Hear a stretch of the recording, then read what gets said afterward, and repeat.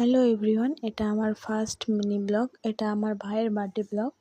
আমি এখানে বৃষ্টির মধ্যে দিয়ে ব্লগটা শুরু করেছি।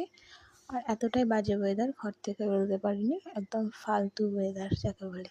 আর বৃষ্টির মধ্যে আমি একটু দোকান চলে গেছিলাম, ওই মিট মশলা আর এলাচ দারচিনি কিছু একটা হবে, আমার ঠিক মনে নেই, আর নামগুলো অতটা আমার ঠিক জানা নেই।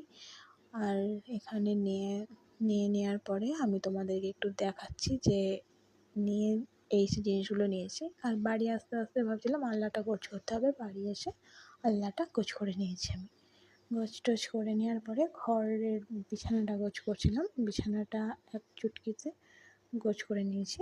অতটাও সহজ নয়, ওটা ভিডিওর মধ্যে দেখা যায়। আর তারপরে আমি এখানে মা আলু ভাজছিল আর পায়েস রান্না করছিল।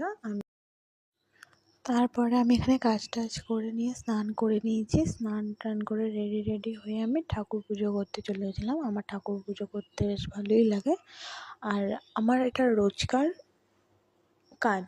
এটা আমি রোজই স্নান করে ঠাকুর পুজোটা করি। তারপরে আমি পায়েস খাচ্ছিলাম। পায়েস খেতে খেতে মাকে বলছিলাম যে মা ভালোই হয়েছে খেতে, দিয়ে মা হাসছিল। আর তারপরে পায়েস খাওয়ার পরে আমি এখানে চিকেন করতে গেছিলাম। আমি এটা ফার্স্ট টাইম চিকেন রান্না করেছি। চিকেন করার পরে আমি জানি না যে কেমন খেতে হবে না হবে, আমার বাবা বললো বেশ ভালোই হয়েছে।